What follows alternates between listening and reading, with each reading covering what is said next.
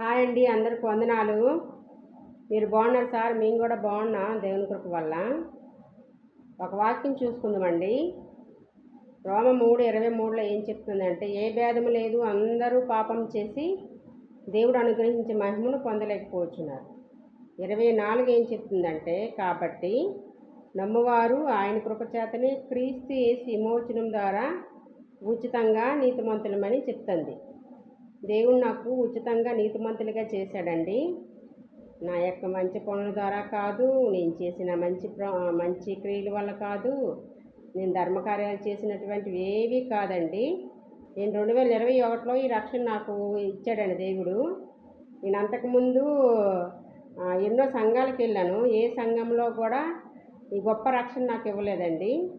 నిజంగా నేను చనిపోతే పరలోక రాజ్యము వెళ్తానని గ్యారెంటీ లేదు. నాకు 2021లో నిజంగా నాకు ఈ సత్యమైన సువార్త దేవుడు నాకు తెలియజేశాడు. ఒకవేళ చనిపోయినా పరలోక రాజ్యం వెళ్ళే ధైర్యం నాకు ఇచ్చాడు దేవుడు.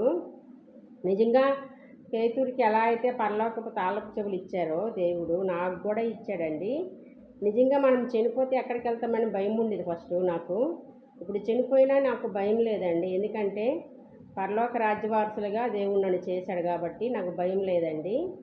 నిజంగా దేవుడు నాకు ఎంతో గొప్ప రక్షణ ఇచ్చాడండి. అతనికి ఏమి ఇచ్చినా ఏం చేసినా ఇంకా మనం రుణగ్రస్తులమేనండి. నేనైతే రుణగ్రస్తురాలిని. అతనికి నేనేమి ఇవ్వలేని వ్యక్తిని. నేను ఎంతో మురికి వ్యక్తిని, చెడ్డ వ్యక్తిని. నా దగ్గర చూడడానికి ఎలాంటి మంచి లేదు. ఆదికాండము 6:5లో చెప్పినట్టుగా నరుల యొక్క హృదయముల్లో వాళ్ళ యొక్క ఆలోచనలు, ఊహలు, తలంపులు ఎల్లప్పుడూ చెడ్డవండి. నేను ఎంతో చెడ్డమైన వ్యక్తిని.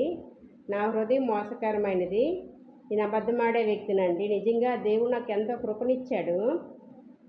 ధర్మశాస్త్ర సంబంధమైన క్రియల మూలంగా ఏ మనుషుడు నీతిమంతుడిగా తీర్చబడని బైబిల్ చెప్తుందండి. రోమా 3:20లో ఉంటుంది. నిజంగా మన యొక్క ధర్మశాస్త్ర సంబంధమైన క్రియలు ఏంటి?